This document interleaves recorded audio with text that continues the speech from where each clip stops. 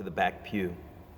So this week at First Lutheran Church, Galveston, we will hear Jesus saying, "Do not be afraid, little flock, for it is the Father's good pleasure to give you the kingdom."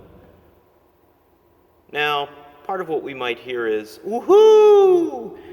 God's going to give us all the goodies. But Jesus' words are much more radical than that. Jesus' words are speaking of a different vision than just of someday in the sweet by and by. Jesus' words speak about how we live now. Jesus spoke in a time when people understood a kingdom. There was King Herod.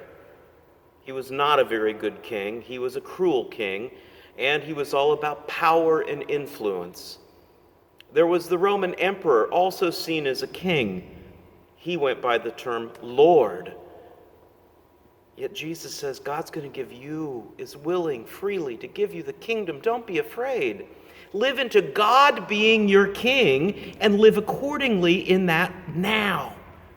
That means how we live. These are radical words, and words that call us to look at how are we living now. Are we living God's vision in the world, or are we not? Immediately following this statement, Jesus says, "Sell all your possessions, give alms. Make purses for yourselves that aren't going to be destroyed by moth."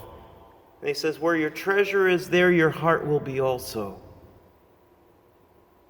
He invites us and calls us and challenges us to live into being a part of God's kingdom in this world now. We're going to explore what that means this week at First Lutheran Galveston. I hope to see you here. Have a glorious rest of your week and stay cool.